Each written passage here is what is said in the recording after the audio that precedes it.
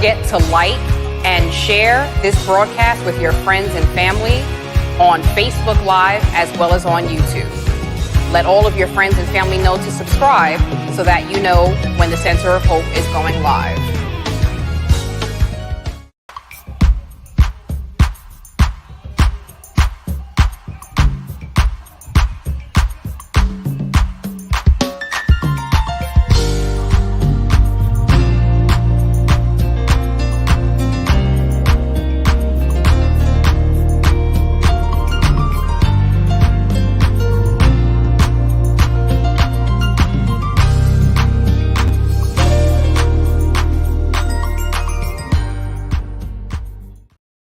God bless you and welcome to Real Talk. I'm your co-host tonight, Bishop Mitchell Taylor, and I'm so glad that you've joined us. Remember, if it's 9 p.m. and it's Monday night, it's time for Real Talk. I'm so grateful that all the Real Talkers have joined us already on tonight. As you're coming in the virtual space, I need you to hit the comment section. Let us know that you're here. Also, as is our custom, to help us amplify the ministry of dialogue on tonight, use the comment section, use the likes, use the hearts to let us know that you're enjoying the conversation. Use the comment section to add your questions, add your comments to enhance the dialogue on tonight. And most importantly, hit the share button, tag as many people as you can in your ecosystem. Let them know that Real Talk is on the air. I'm excited tonight. I'm grateful for you being on tonight. My co-host is here. We want to make sure that we maximize every moment tonight, and we don't want to miss a minute. So please help me welcome my co-host tonight, His Grace, Bishop Liston Page II. Good evening, Bishop Taylor. Bishop Taylor, good evening. Man, it feels like I haven't seen you in a month of Sundays. And we've been together 2 days in a row. That's a record for us. You know what really blessed me today, Bishop? What's that? We were standing on the corner of Market Street in Newark today. And for two old guys, we got a lot of attention. I mean, people were stopping in cars. Bishop Page and Bishop Taylor, young man in the restaurant, came out and, he recognized you and he says, he saw us on Real Talk, and he actually referenced Dr. Kayshawn. He said that he came on because Dr. Kayshawn was on in our dialogue on last week. And it just felt good to know that we are making an impact. And, I want to make sure that the impact that we're making, is relevant and, has substance. And, I want to take some of what Dr. Kayshawn was telling us on last week about narrative theology. In our day growing up, they called it testimony service. Mm-hmm. Now, it's really about telling stories, sharing our stories, sharing our experiences. And, Ralph West, you say this all the time. He says, confession is good for the soul, but bad for the reputation. But at some point, you cross over to sharing the story is more meaningful than whatever damage or reputational damage it may cause. Because I think the recipients of it appreciate it. They appreciate the transparency, they appreciate the transmission, and so on and so forth. And then let me say this, Bishop, one more thing, then I want to cut you loose. Sunday, when I was ministering, I walked by a young lady in the church. I want her to remain nameless. People that were there will know this. But I walked by the lady and I said, I know you've had a few raises and whatnot on your job and all that, but I don't know what's happened. But I feel money coming to you. Just money coming to you. Money. I don't know what it is, but and I put my hands on her. After the service, she told someone, she says, I know he's a true prophet because How could he know?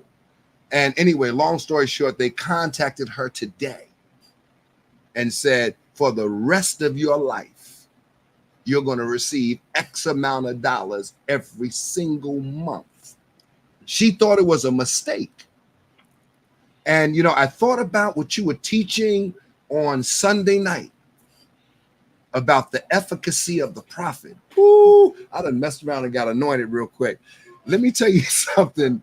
When the word of the Lord goes forth and you receive it, man, I mean, and when we juxtapose that to those that speak against the word of the Lord and the man that speaks God's word. So you talked about that so eloquently. I would encourage folks to go back to the repository of videos and get Sunday Night Encounter, Bishop Liston Page Ministries. Okay, we've got Dr. K. Sean Joseph with us on tonight.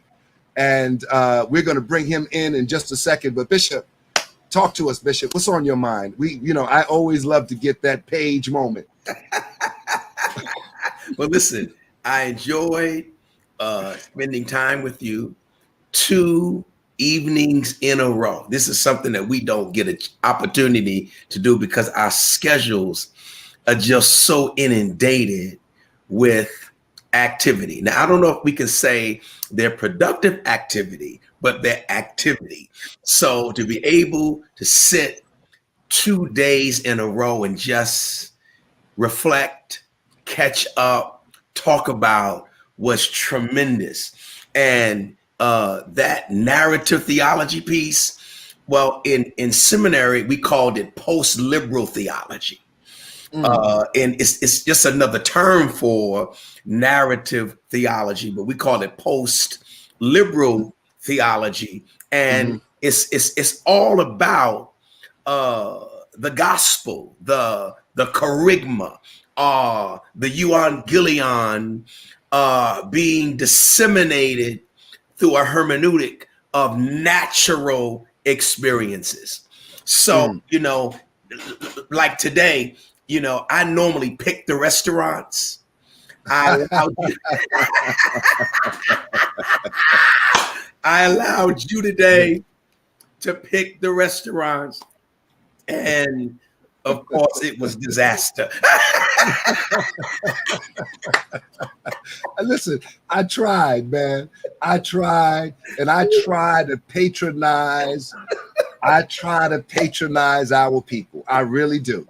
You cannot fault me. And listen, here's the thing about patronizing, and I want to talk about this just a little bit. Now, why do we have to work so hard to make sure we get great service when we're paying our money?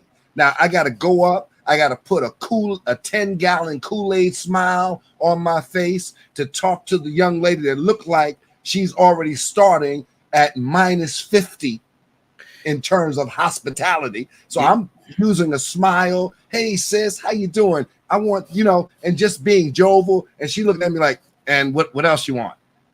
You know what? We're in the reason I understand it so profoundly is because we're in a people servicing vocation. And we can call it a business because church is business. It is the business of saving souls, empowering people, enlightening the masses, however way you want to articulate it or phrase it. And in order to do it well, you have to be trained, you have to be prepared, and you have to be educated. And I think one of my pet peeves when we go to restaurants, and I don't know why you like taking me to these places, but we go to restaurants, is that I feel like you appreciate my money. I mean, just even if you don't, act like you appreciate my money. I shouldn't have to pay $25 for 6 wings. Where they doing that at? I mean, I can go to Pathmark, go to a supermarket, go to what's a Wally World, and go to the poultry section and I can get a whole tray of legs and breast and thighs and wings for $25. I'm gonna get okay. That's all right. All right. Let's talk about something else because I feel I don't want to do this. Let's go somewhere else. I don't want to. Well, Bishop, I again, let me just go back to this. Every Monday for maybe, I don't know, forever years, maybe until you started going to school, actually. That's when it adjusted. As soon as you start going, when you went back to school, and I was supposed to go back with you, but my dumb butt was too busy being a community activist. But anyway, when you went back to school, that adjusted our Mondays. But for 25 years or more, we dedicated fellowship on Mondays. We had lunch every Monday. Matter of fact, we would go see different pastors. And we had lunch with one of the pastors, Jimmy Everett, the late Honorable Bishop Jimmy Everett, His Grace, who's gone on to be with the Lord. He said to us, he said, Liz, Mitch, don't stop meeting on Mondays. Well, not only that, we didn't just go see pastors a lunch. We had Libraries. a 3-hour appointment at the library every single Monday. Again, we mixed into that day of recreation or that day that was called as a Sabbath for preachers, a day of reflection, a day of study, a day of contemplation. We would go visit a pastor, then we would have our dinner, and then we go back home to our families. I mean, that was basically our Monday, and it was oh man, it felt great to retrace those steps today until I got to that restaurant, and I'm in trouble right now. I'm really embarrassed by that. Listen, we have the Honorable Dr. Kayshawn Joseph on tonight. Dr. K, I like to use the K. All right, because he corrected me last night when I said, Keyshawn. He said, but he did say it with deference. Well, he did say it with. Yeah, that's another way of being disrespectful, but it's all right. Let's bring on Dr. Joseph. Okay. Is this gonna be one of those nights? I just need to know right now. This might be cognitive dissonance. Okay. If I could use that term.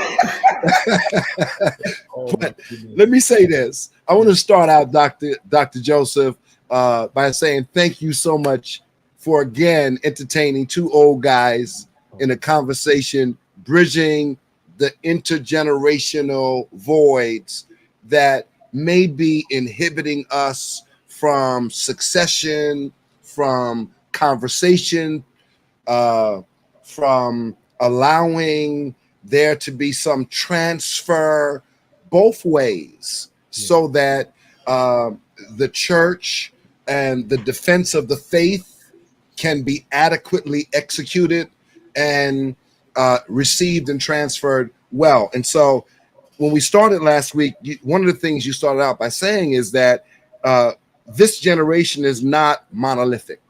There are many different belief systems and veins and ecos of thoughts that you made that very, very clear. And I kind of thought about that, and I thought about Bishop Page's response in saying that when we were coming up, if I can use this term, the abuse that was coupled with matriculation. And you guys correct me at any time, because you're the scholars. I'm just, directing the traffic. During the matriculation, the abuse and sometimes the aggressive correction that happened, Bishop Page was saying he really doesn't think that with all of the narcissistic narcissism. I think that word you made up. Narcissus, yeah, Narcissus, yes. Narcissus, yeah. So with narcissus, and I'm going to add narcissism. Okay, I'm not sure, if we could really inflict that or impose that. And I kind of thought about that post the conversation, juxtaposing that with corporal punishment.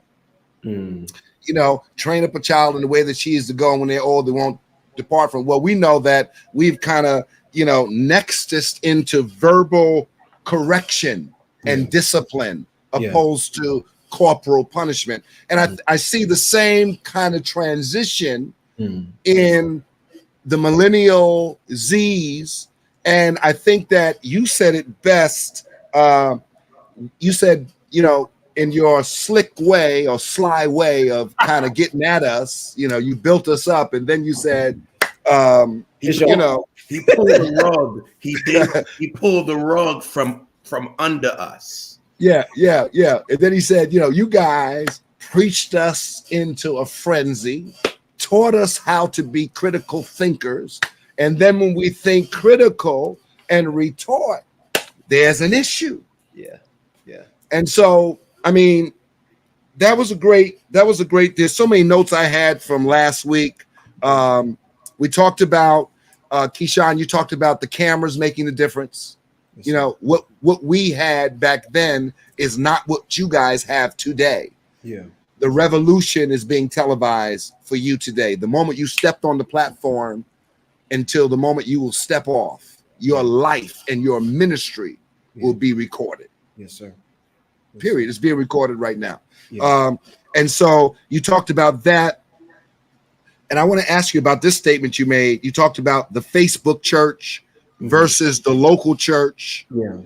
And I want to hit those things. And then Bishop, you said something about, this is last week's notes. I'm sorry. Everyone is not a Saul trying to kill David. Yeah. These were salient points that were brought up that, we need to, dialogue and figure out and make sure that we have, the best of both worlds. And again, I want to make folks aware of the fact that we are using some material from influence.com, influencemagazine.com. Please go to their website. Also, I'm going to be talking from the Barner group, who did a study on the April 6, 2016, the priorities, challenges, and trends in youth ministry. I would encourage you to go and look at that. It talks about how millennials are leaving the church. Nearly 6 in 10 young people who grew up in Christian churches end up walking away, and the unchurched segment among millennials has increased in the last decade from 44% to 52%. That's amazing. So, I mean, we'll be using some data from Barna as we're talking.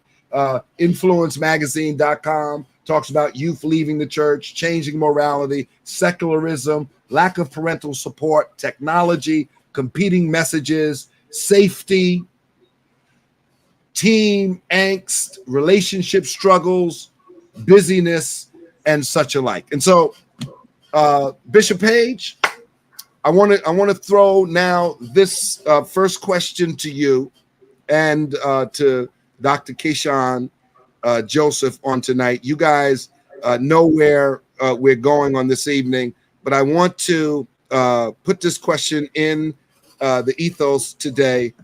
What is separating us? We're talking about the generations. What is separating us, Bishop? In my personal opinion, theologically as well, I think what separates us is language. We're not speaking the same language, and I think why that's challenging is because language has a lot to do with interpretation, and I think our hermeneutic is jaded because we don't necessarily speak the same language, and we don't see scripture, even culture, biblical culture, scriptural culture through the same lens. Now, here's the challenge, and I think Kayshawn, Dr. K can identify with this.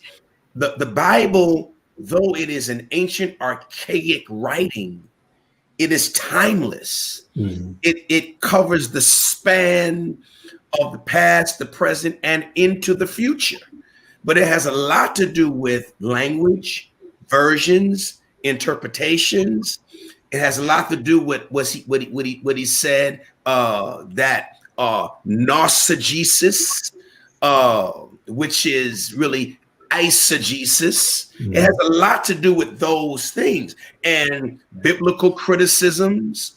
How do we see scripture? There was a time that we saw persecution or trouble or intense processes as a part of the development of a believer.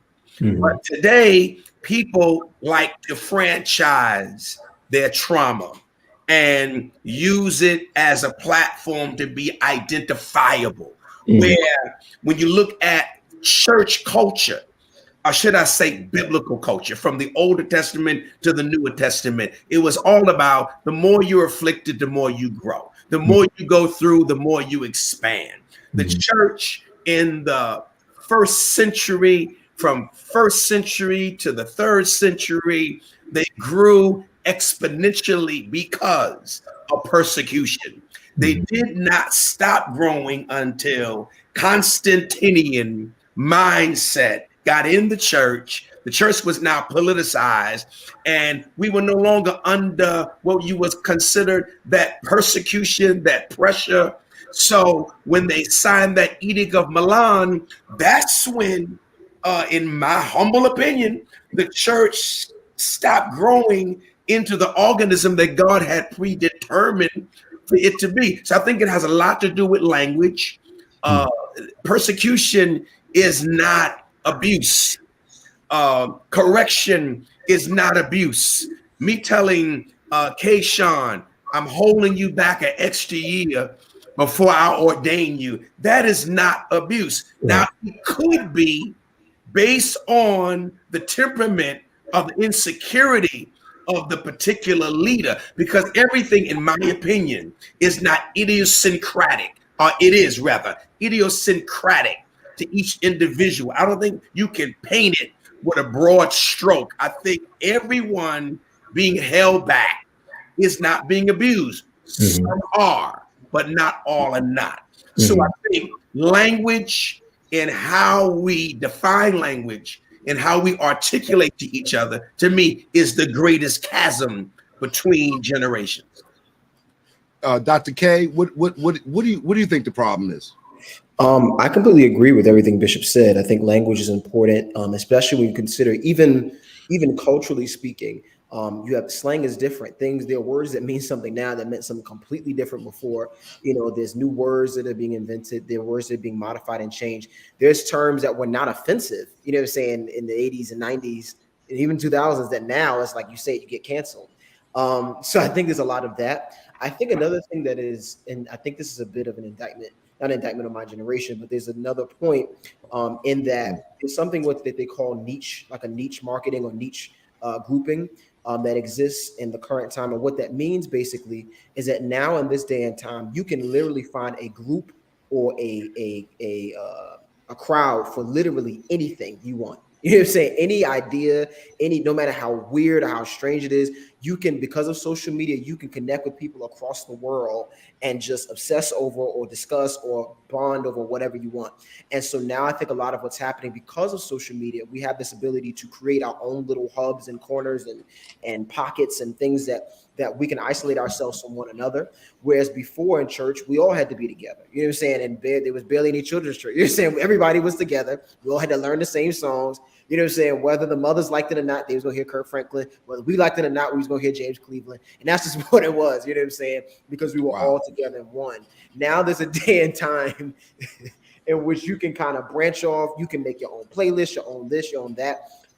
There's such a it's such an individualism that exists now that there's little chance for us to really come together and join in and really build up, you know what I'm saying, and build and connect in that way. And so I think that that's part of the reason. It's a separation by niche and by preference and by what you want to have and by your own individual preferences. And so now it's kind of split us apart, whereas before we had a point in which we could come together. Now, last week you mentioned something about storytelling. Yes, sir.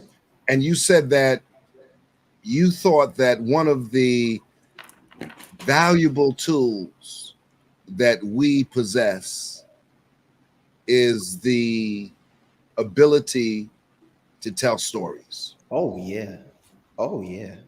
Can you expound on that just a little bit? Absolutely. That's the most powerful thing, y'all. One of the most powerful tools that y'all have against us is your experience. And I think a lot of times, unfortunately, it turns into almost said not a good idiom, but it turns into a power match. I'll say that. You know what I'm saying? I know what you're gonna say. It up.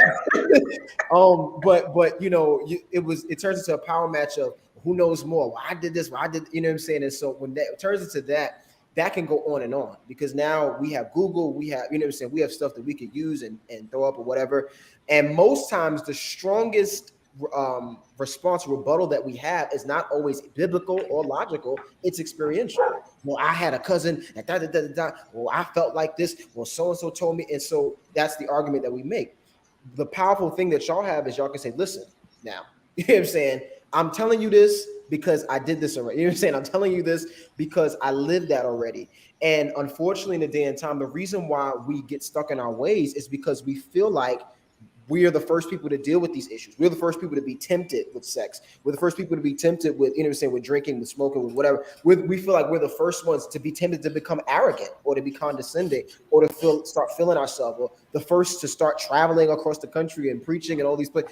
A lot of times we feel like we're the first ones. And so, I think a lot of times that does us more harm. And the reason why we think that is because we don't get to hear y'all's stories a lot of times. Like, nah, this is, you know what I'm saying? Let me tell you what it is.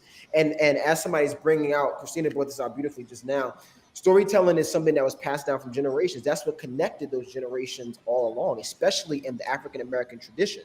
You know what I'm saying? In the African tradition, period. It was the griot. It was you always had storytelling that existed that bound generations together. So I think that you can never downplay the power of your story and of your experience.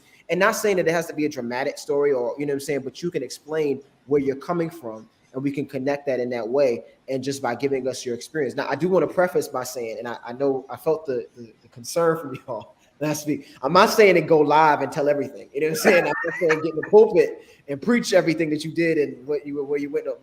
That's probably not going to be great. But I think there's methods and ways, conversation, you know what I'm saying, in the office, having coming together and just building that community and sharing and just opening up and telling your story, talking about what you did, talking about, where you come from, not necessarily, talking about the, all the details and stuff, but sharing your experience. I think that shuts us up. It's like, well, you can't argue with experience. Bishop Page, I don't want to dominate this. I think that, but I do want to say this, that the couple of comments in the comment section I want to highlight. Pastor Franco Harris from Mount Olivet Baptist Church said, we have talked about the differences for so long that we don't realize that there are more similarities than differences. And I'll add to that, Dr. K, history definitely repeats itself. Mm-hmm. And I want to say this, that when I was 19, 18, 20, whatnot, I told my dad, I never forget, I was in the pulpit, the parsonage was connected to the church. And so you can go right from my house right into the pulpit. Oh, wow. And so we'd be sitting in the pulpit sometimes, and me and my dad, we'll have some of our most intimate conversations.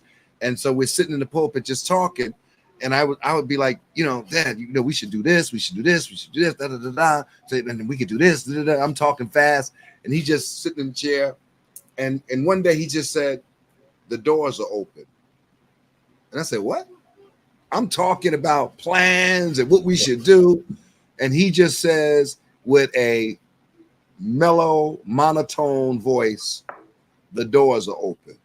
And finally he said, He said, after all the plans, after all the things that you're doing, make sure at the end of the day that the doors are open. And I think that we have to instill that foundation, because we have a lot of ministries and a lot of young people that want to do ministry, and we want them to do ministry because we want this gospel to continue. But there are some basic foundational principles that have to be embraced, like basic business practices. Yeah. Now, I'm not going to get into that. Yeah. All right. Like I'm glad that I get a letter in the mail every so often from Social Security telling me whenever I decide to retire, this is how much money now I have a separate retirement plan, 401k, B, C, whatever they got. I've been paying into for years. But besides that, they told me years ago, because I was a full-time minister, you could either opt out of Social Security or you can opt in. Now, most guys opted out because they don't take no money out. Yeah. And it's legal to opt out. But when you get 61, and you may say, oh, when you're 25, traveling around the world, getting honorariums and whatnot, so on and so forth, that's great. Let me share something with you. You better buy some insurance while you're doing that. Because two things govern life insurance. That's age and health. And you may qualify today, but you can get diagnosed with cancer or something else tomorrow and you're out. So there's something about the fiscal prudence of ministry that you cannot begin to lead people. And it almost goes back to what you said about young people young ministers being relegated to youth leadership positions because they're young and they make a mess. Because they don't have the experience to lead. Yes, sir. Just because you're young and gifted and can preach, don't mean that you're young and gifted and can lead. And I love that you said that. I appreciate that. Thank you. I'm sorry, Bishop Page. I know you was getting ready to say something. No. I'm just listening. This is good. Yeah. So I just wanted to just put that in place because, and I would say that I know Bishop Page, we talked about this today. We're trying to figure out how do we create the space to bring guys in this age category in an intimate setting, no cameras, no phones. Matter of fact, we were laughing today because Bishop said, I'm going to be at the door with a bag collecting the phones. Collecting the phones. As he should. And not him literally, but my point was so that everyone feels a sense of security and privacy. Nothing leaves that space. Yeah.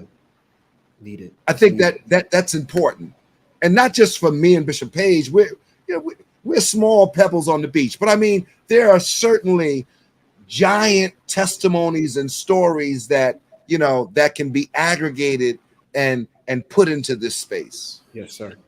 Kayshawn, you said something when you began your discourse, and you changed the verbiage of it because you said it was not going to be a good idiom. The idiom that you were referring to is, I know, the idiom you was referring to is a pissing contest. And it is. And see, this is the problem, though. This is the problem. Yeah. Guys like us sitting on this platform, myself, Bishop Taylor, and you, who have been trained and have gone to school, understand that these are terms that are in a dictionary. They're in a regular dictionary, and they're in an urban dictionary. Yes. And it is two opposing sides in a rivalry and conspicuously trying to demonstrate who is more powerful than the other. That's basically it. Yes. And that is what is going on in the generations as I see it. There is this opposition. It is this rivalry. And here's the deal. Because we have the post-liberal advantage, which is the narrative theology advantage, which is the storytelling advantage, we sometimes use it as a manipulative tool to keep you all submitted to an authority that really is not relevant. If we would just have conversation in dialogue. Let me tell you what's powerful. Me and Bishop Taylor was talking about this morning, and this is true. I really believe this.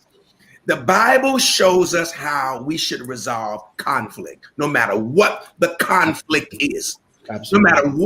No matter what you feel I've done to you, no matter what I feel you've done to me, the Bible shows us how to resolve the conflict, and it is not manipulative. It ain't the twisting of scripture. It's the Bible.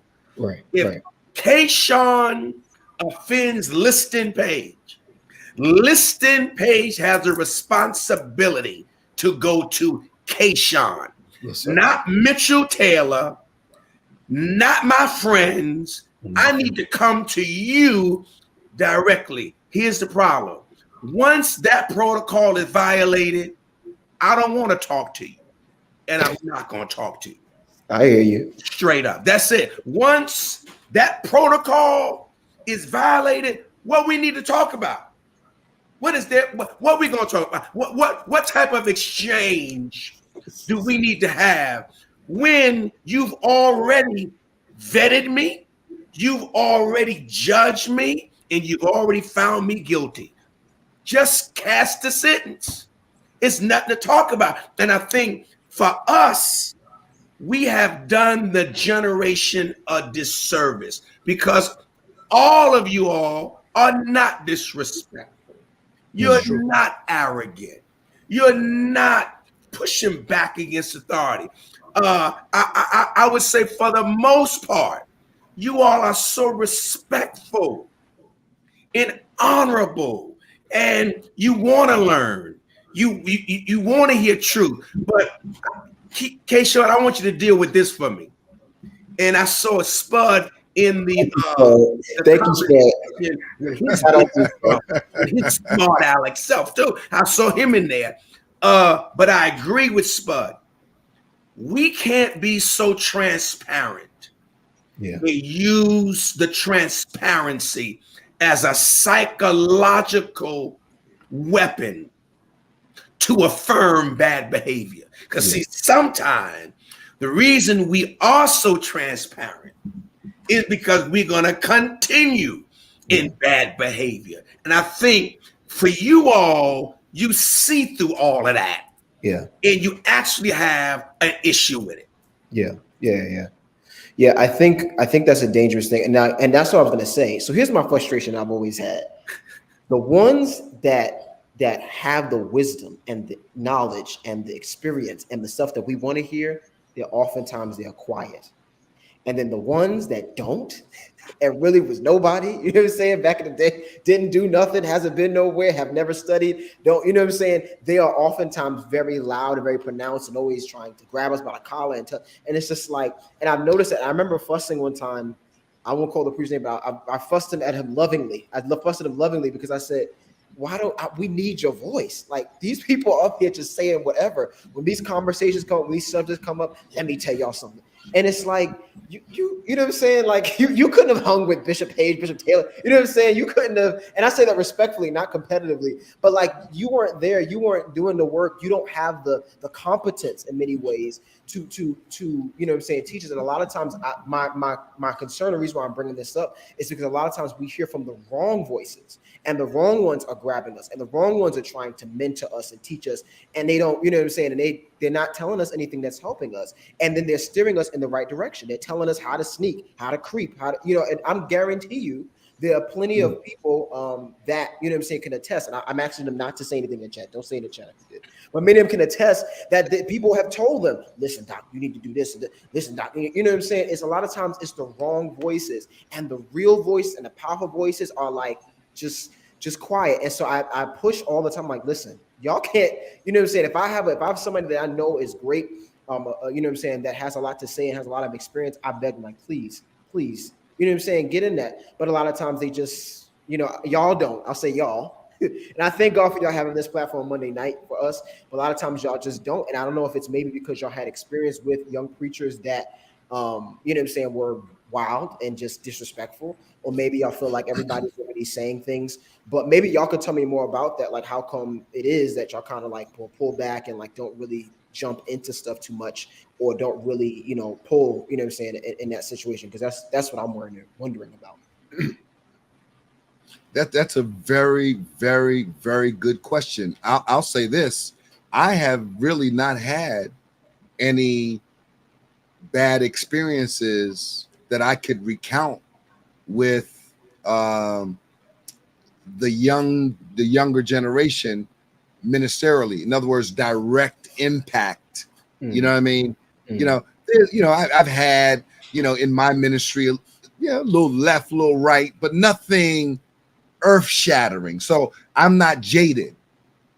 And the other thing is, I'm kind of incensed to think that there would be people that would have the mitigating gall to endorse bad behavior. Oh, now, no, listen. Go ahead. Mitch, I'm sorry. Go ahead. Mitch. See, now this is where I'm different. Kayshawn, I'm different. I will really. I'm not going to ever be disingenuous with you. I've been there. I've done that. I've been with older preachers, younger preachers, where yes, we endorse bad behavior. I'm not going to be disingenuous with you and act like that does not happen. It has happened. You've been exposed to it. I've been exposed to it. Mitch probably has been exposed to it. He has not probably braved those waters or walked those trails, and that's fine. But I think for me to be honest with you, there are a lot of things that I would to God I would have listened to that came from the mouth of my father. Forget church. Just there's some things my father told me that I should have listened. I just should have listened to. There's some people my father said, son, that's not going to be good for you. And I didn't listen. You get caught up in that whole web. And before you know it, you're living a lifestyle that is the antithesis of what we represent. And watch this. Now, because I am a biblicist, it is Bible. I ain't just saying nothing off. In Matthew chapter 23, the whole chapter, you know what Jesus said? Woe, scribes and Pharisees. Woe, scribes. The whole chapter, he was dealing with what? Their hypocrisy. And this is what he said. Do what they say, because they know what they're talking about. Just don't do what they do. Now, that's what Jesus said that in Matthew 23. So it would be disingenuous of me. Now, Mitch comes from a different nomenclature. Mitch, they were strict and hard, and I mean, they were a lot more controlling. I think in his context, in that deliverance context, I think they're a lot more controlling in that context than my context. And then I think they're a little bit more self-contained as well. So there was no interdenominational relationships and fellowship. I grew up where we were, and I say ecumenical, we were interdenominational. Whereas we were all apostolic. But we mingled with everybody. So you saw everything and you were exposed to everything. And quite frankly, you normally gravitated to the stuff that was negative and not positive. That was for me. Now that's for me. That's me. Yeah, that's real. That's real, Bishop. And I just want to just go back to what I said earlier when you said, I'm different, you're different. And so I just want to make sure I finish my point, because I kind of got cut off when you said that. I am surprised. I have engaged in bad behavior. I've been pastoring 36 years. It is impossible to pastor 36 years and not be engaged in bad behavior. That's not what I'm talking about. What I'm talking about is I'm not going to translate my bad behavior into a scheme for you to do what I did and not get caught. No, I don't. I'm not proud. I'm not proud. I'm not proud of the things that I did. No, but man, it's not about that. What he's saying is that stuff happens. It is happening. You're an outlier. I'm an outlier. I'm not going to bring somebody in to that. But there are people, and that's their generation. Even Spud just put that in the chat. They're exposed to that. Put that back up, T. Put Spud's comment up. That's the type of stuff that he put in there. It happens. They're exposed to that stuff where guys bring them in and show them actually how to get over or to get around. And you're right. We're not going to endorse that. We're not going to do that. But it happens. No, I think it's after that comment, or maybe before that comment, Spud put up about the transparency piece. Can you find that, T? Yeah, and I mean, and to that point, I didn't mean to cut you off, Bishop, but to that point, that's absolutely, you know what I'm saying, what happens where, and Spud mentioned it, like they'll tell you what to do, what not to do, you know what I'm saying, where to go, what not to, you know what I'm saying, and it's in a negative way. It's a negative influence. It's bad mentoring. Yeah, they'll use the stories as affirmation for shortcomings, and they'll tell you what to do and how to get away with it. And you know what I'm saying? And I thank God that let me also reiterate, I saw somebody concerned in the comment section. So I'm not saying that was all my experience. I've had that happen. I've had people tell me that, but thank God I had a good pastor. Thank God for Bishop Williams, you know what I'm saying, until his passing, and then Bishop J.C. White, you know what I'm saying, who kept me grounded. And it was hard for me because my pastors were older. All my pastors were 60 and above. I've never had a younger pastor. So it was, in many ways I kind of was like, but I thank God because they gave me a lot of wisdom and things that I could utilize. But I saw, you know what I'm saying? Then there were some things that they tell me, listen, I don't really know what to tell you that. And I had to find it from other places. But a lot of times the loudest voices are the wrong voices, the emptiest barrels that are making the most noises. And that's why a lot of times our generation tunes out, because it's like, well, they ain't living nothing. Well, you ain't been nowhere. You know what I'm saying? How you going to tell me you've never, you know what I'm saying? They can't say that to y'all. They can't say to y'all, you've never preached nowhere. You know what I'm saying? Y'all been you know what I'm saying? Y'all have been everywhere. We can't tell you that. We can't say these things to you. And so I think it's just it's a real thing. It boils down to experience and hearing from the right voices, because unfortunately, when the right voices are not speaking, the wrong voices get louder, and it's the people that have the worst influence that are proud to, just push it off with everybody else.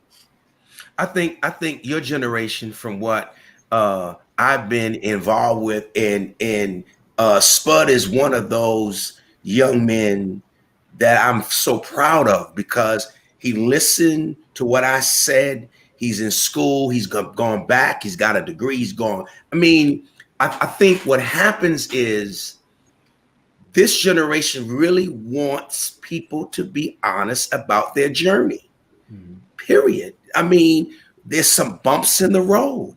There's some pits that we've fallen into. I mean, it is what it is. I mean, and Bishop Taylor said it earlier, there's things that he's done that he's not proud of. There's things all of us have done that we're not proud of. There's things I may have done yesterday on a Sunday I'm not proud of. But what I'm finding is that when you are extremely honest and vulnerable about the human condition and the appetites, the proclivities that you are constantly having to confront, this generation has a lot more levels of respect for you than to find out that you're not Teflon, that you're not indestructible. I think Jesus paid it all. All to him I owe. I don't have to die for anybody. He's done that already. So I can be me. I can be honest about me and talk about, listen, we are in this process of what? Sanctification progressively, where we are crucifying and mortifying our flesh. And I don't think your generation has a problem with it. What I think they have a problem with is that we don't talk about it enough. And we act like at 61, we don't have the desires of a 31 or a 25 or a 35 or a 45-year-old person, when the reality is all they're looking for is honesty. Now, Spud put that in there. I can't believe he put it in there the same time I was saying it. That's true. Yeah. I mean, the everything that has been said tonight is crescendoing in what you started as probably the highlight of the Great Divide, if I can use that. And I would add this word to contextualize it: shared language. Yeah. We have to develop some shared language, and that will come out of sharing dialogue, coming together and talking like this, and like Dr. K said, not necessarily on this platform, putting it all out, but in a intimate space, really, giving guys an opportunity to ask questions. See, but what I will not do is give you a recipe to go against the will of God for your life. I'm not going to do that. I'm not going to be dishonest about my challenges, about my falls and my successes. I mean, I have failures and I have successes. I have failures and successes. Yeah. And we want to hear I'm sorry, Bishop, I didn't mean to cut you off, but we want to hear that just as much. And don't get me wrong, we don't want to just hear just how you messed up too. We want to hear the successes too, because we don't want to just, what I'm saying? And it has to be balanced. We definitely, I would want to hear that too. And we want to hear that too. And I think that's where the pride comes in for us, because we think we're the first ones to ever do stuff. You know what I'm saying? We think we're the first people to ever preach places to do stuff sometimes, and that we invented the wheel. And so, definitely we need to hear the humanity. And I think that opening up that humanity gives you the ability to correct and to hold accountable. And then I think but also hearing the successes helps you to, give us the stepping stones for how to move, how to do. Look, when you go on a road, don't do this, don't do that. If you want to, do this, if you want to be invited back, you know what I'm saying? Like those conversations, those things, those are just as important, and they give, it gives so much insight. And these things that we need to hear, a lot of times we don't. And so it's just, I think those are things that are great to hear. And y'all both are tremendous assets and tremendous examples of what that could be like, and what it could be like, how you could be successful in itinerant ministry or in pastoral ministry or in engaging in community. I guarantee you a lot of people don't even realize, people think that nobody in the Pentecostal church has ever been involved in a community. We think we are the first people in our generation to be concerned about community issues. And it's like, no, Bishop Taylor has been doing this for years. You know what I'm saying? There's people in this city that have been serving and engaging and having these discussions and going into these places. Even Bishop Page, you know what I'm saying, Dr. Page, and going into the Ivory Palaces, being in the education circles, and we tongue talking Pentecostal people. You know what I'm saying? So I think that we gotta hear these things, and we gotta know where you come from. Unfortunately, I think a lot of times people think that y'all just started when social media started, or we count y'all's journey from when everybody joined Facebook. And it's like, no, there was years and years and years behind this before this happened. And if we're foolish enough, we'll compare ourselves to y'all's journey. And y'all have been doing this for years. I'm not saying y'all old, but y'all been doing this for years. Like, you know what I'm saying? Y'all been doing this for forever. So it's like, definitely, I think that's definitely needed in both spheres. We met the son of the pastor of Wells Cathedral today. Yes, my friend James. Yes. James Williams. Yes. And Bishop Page, we were talking and whatnot, and he said, "How old is your dad?"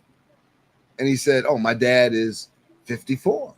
Bishop Page took his hat off and shook his head and walked down the street and came back. He said, "You could be my son." But my point is, we were having such an intelligent conversation with him. Yeah. And then Bishop said he didn't ask how old he was. He asked how old his father was. Wow. Very interesting question, Bishop Page. I'm gonna broach that next week with you, because I got something for you.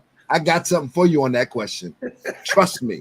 You asked him who his father was. All right, let's stop there. All right, it's 9:58. I can't go through any more of these questions. Dr. Kayshawn, you're gonna have to come back. I already talked to Dr. Melaine Rochford, and told her I need her to join us. Yes. I talked to Apostle Janice Dillard tonight, and I want us to be in prayer for Salivia Dillard, who had to go to the hospital. Wow. And Bishop, you know that when we were there for the convocation preaching, she had an episode.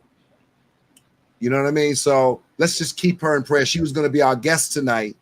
And so we'll reschedule her. I had already had Melaine scheduled, so I can't have her next week, but we'll get her, Bishop, we'll get her. Yes, sir. Can we lock in?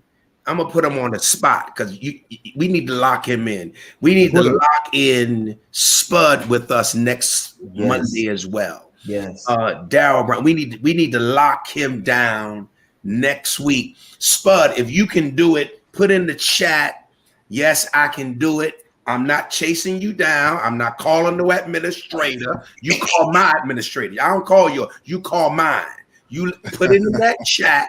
I don't know who you think you are. Put it in the chat that you can be with me next on this show next month. See, that's the other part. They get so important. I'm sick of that. Okay, we were doing good, Bishop. We were doing good. We were doing good today.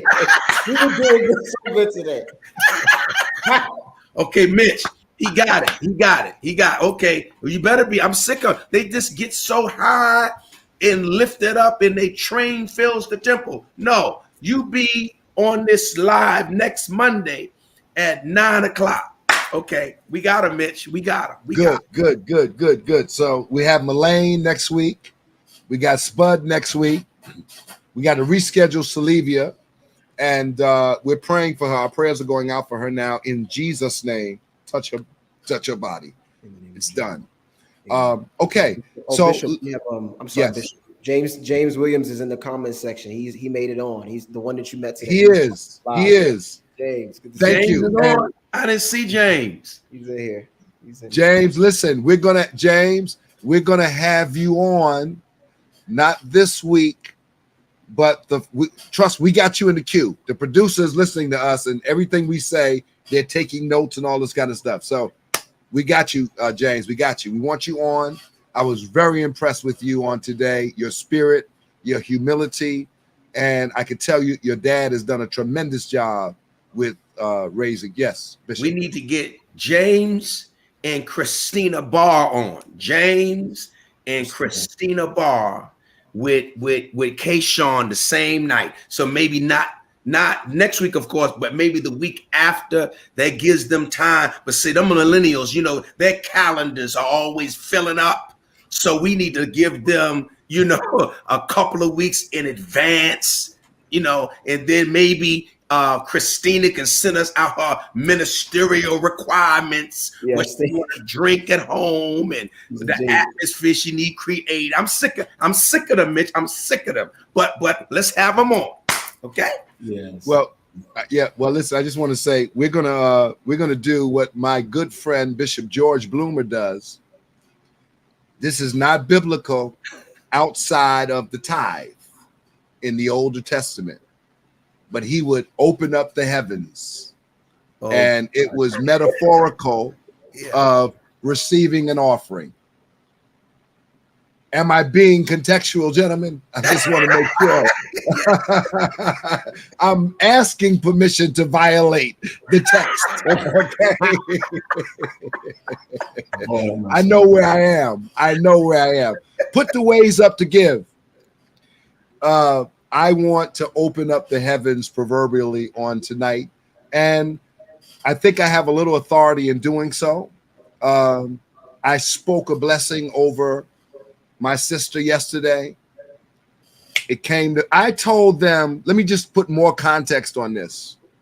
I said, everyone say 72. This is documented. 72. I said, some of you will receive something unexpected in 72 hours.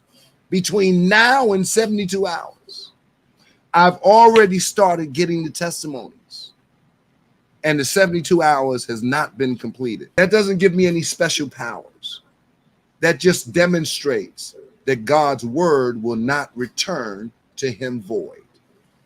And so tonight, this is not a money platform. We did not set this up 3 years ago to receive money.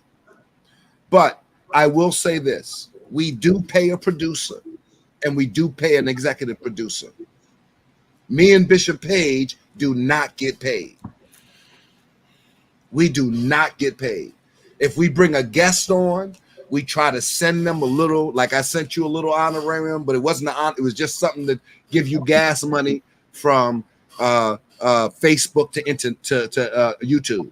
That was it. That's all it was. It wasn't I wasn't trying to pay you or anything, because we don't do this for that. But I want to ask the real talkers on tonight to help us, because as Bishop Page said, these millennials and these Z's, they got ministry requirements. They got all kinds of, I gotta make sure I gotta make sure I'm prepared, and I want to. Dr. Hyman is on. I know she's laughing right now. And I kind of, I wish I could tell you, but I did a paper about that in seminary about where that comes from and who's to blame for that. But I'm not gonna. We'll talk about that. No.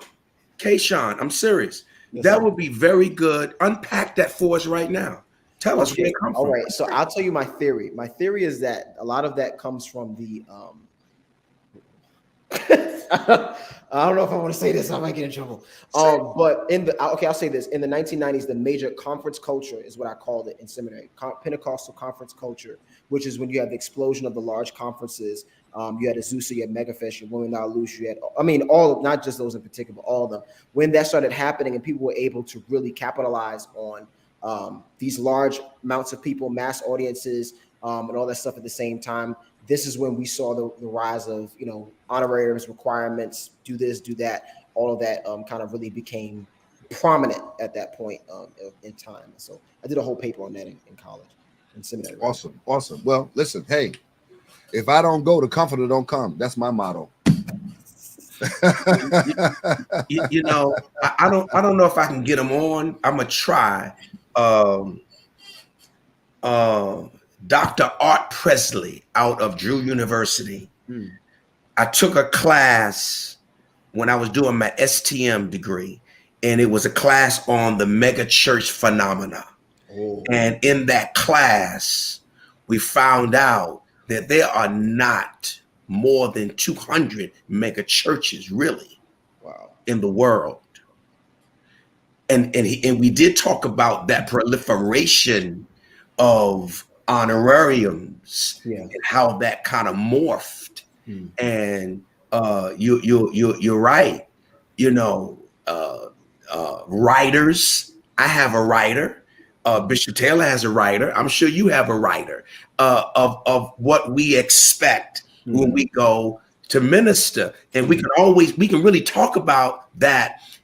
Is more secularized than it is biblical. Now we can try to find some scriptures and we can how can you say it? Narcigesis it. I gotta shout out Dr. Sonia Wortham for introducing me to that term, by the way. Narcigesis it. We can do all of that. Do a narciss exegesis, but I think at the end of the day, the laborer is worthy of the hire, and I don't see anything wrong with being compensated for what you do. But I do think millennials, this next generation, they're looking at that from a different lens as well. So that's something we need to talk about as well. Yes, sir. All right, and while we're looking at that lens, I need 20 people right now. I need 20 people right now to partner with me very quickly and just sow the seed of 40 tonight. I need 20 people to partner with me, just 20.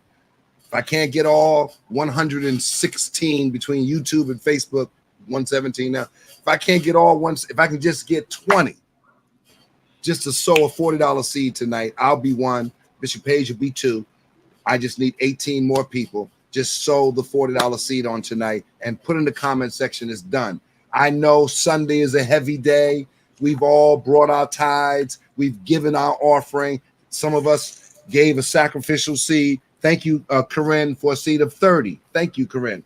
I know that we've done our due diligence. Thank you, Phoebe, for a seed of 40. Thank you, Phoebe. Thank you, Mother Newland, for your seed. I don't know what your seed was, but thank you for your seed on tonight. But I need those 18 other people to sow the seed of 40 on tonight. And if you're watching this after the broadcast has aired live, please hit the share button while you're watching. Even as you're going to the end, hit the share button so other people can benefit from this dialogue. Next week is going to be off the hook. Thank you, Wanda. Thank you. Thank you so much for your seed. Thank you. All right. I want to be true to our word. It's 10:09. We're 9 minutes over time. We haven't gotten our 18 people to give, but I believe that those folks are going to give. Thank you, Dr. Hyman, for your seed of 40. Thank you, Bishop Page. Thank you. Thank you, Pastor Sean Bell, for your seed of 40. Thank you, Pastor James Williams Jr., Reverend James Williams Jr., for your seed of 40 on tonight. Thank you. Sharon Moore, thank you for your seed on tonight. Thank you. Thank you. Thank you. All right. So final remarks. I'll give you Dr. Kayshawn, and then Bishop Page, you'll have the final remarks after Dr. Kayshawn. Well, I want to thank you both for allowing me to come on here. This is awesome, and this is really great, and I'm honored and humbled to be able to speak to you all and for my generation, and even just for myself. I really am grateful to God for that. If I could say anything to my generation, it is simply just open up your heart, open up your ears, and I'm praying that God would send, allow you to experience, people that are good people, and that you would encounter people like Bishop Page and, send Bishop Taylor to impart into your life. And I pray for those that may have had a bad experience, bad mentorship, abusive leadership. I pray that God heals your heart and that He sends you the right leadership and the right shepherds into your life to receive from them. But those of you that don't have that problem and you're just being spoiled, just stop. Just you're making it bad for the rest of it. Cut it out. Grow up. Just stop beating it's not all about you. So you just, you'll be all right. Grow up. Thank you so much. I want to thank Sandra Barr for her seed. I want to thank there was someone else that gave that I wanted to acknowledge, Pastor Hassan Clark, but there was a pastor that gave, Dr. Reverend Luther McKinstry III, powerful church in Atlanta, Georgia. Bless you, Luther. Thank you so much for your seed of 40 on tonight. Thank you. Thank you. Thank you. Enjoyed your mom at the convocation. Powerful woman of God, Bishop Pat McKinstry. All right, Bishop Page, it's on you. Well, if I'm going to leave something with anyone tonight, I think I would like all of us to read and memorize Matthew chapter number 18, that Matthean text, starting at verse number 15 through and including, I would say, verse number 6. No, go down to verse number 17. And it's the perfect formula for conflict resolution of any sort.